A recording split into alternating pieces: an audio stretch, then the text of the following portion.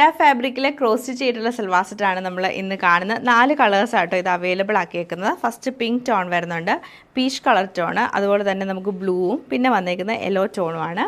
ഇതിൻ്റെ പാറ്റേൺ വരുമ്പോൾ നമുക്ക് കോട്ടൺ ബോട്ടമാണ് പെയർ ചെയ്തേക്കുന്നത്. അതുപോലെ ദുപ്പട്ട വരുമ്പം എംബ്രോയ്ഡറിയും അതുപോലെ തന്നെ ക്രോഷ്യോ വർക്കും ചെയ്തിട്ടുള്ള പ്രിൻറ്റഡ് ആയിട്ടുള്ള ദുപ്പട്ടയാണ് ഇതിൻ്റെ കൂടെ പെയർ ചെയ്തേക്കുന്നത്. ഫസ്റ്റ് തവണ കളർ പാറ്റേൺ വരുന്നത് നല്ല ആ ഒരു പിങ്ക് ടോൺ തന്നെയാണ്. ഞാനിപ്പോൾ കാണിച്ച പിങ്ക് ടോൺ തന്നെയാണ് വന്നേക്കുന്നത്. ഇതിൽ നമുക്ക് ഈ ഒരു ക്രോസ് സ്റ്റിച്ച് എംബ്രോയ്ഡറിയാണ് യോക്കിൽ ചെയ്തേക്കുന്നത്. ഇങ്ങനെയാണ് യോക്കിൻ്റെ ആ ഒരു പാറ്റേൺ വന്നേക്കുന്നത്. ബാക്കി ഫുൾ നമുക്ക് പ്ലെയിൻ ആയിട്ട് വരും.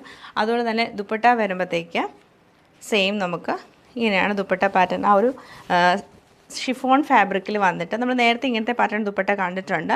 ക്രോഷ്യോ വർക്ക് ചെയ്തിട്ട് ഉള്ളിൽ നമുക്ക് എംബ്രോയ്ഡറി പാറ്റേണും സൈഡിൽ പ്രിൻറ്റഡ് കോട്ട ഫാബ്രിക്കും അതിൽ തന്നെ ക്രോഷ്യോ വർക്കുമാണ് ചെയ്തേക്കുന്നത്. ദുപ്പട്ടയുടെ പാറ്റേൺ ഇങ്ങനെ വരും. ബോട്ടം വരുമ്പോൾ കോട്ടൺ ബോട്ടമാണ് പെയർ ചെയ്തത്. സെയിം സൽവാർ സെറ്റ് നല്ലൊരു പീച്ച് കളർ ടോണിലാണ് വന്നേക്കുന്നത്. ബ്ലൂ ആൻഡ് വൈറ്റ് കളർ കോമ്പിനേഷനിലാണ് ഈ സൽവാർ സെറ്റ് വരുന്നത്. നമുക്ക് നല്ലൊരു യെല്ലോ ടോണിലാണ് വന്നേക്കുന്നത്.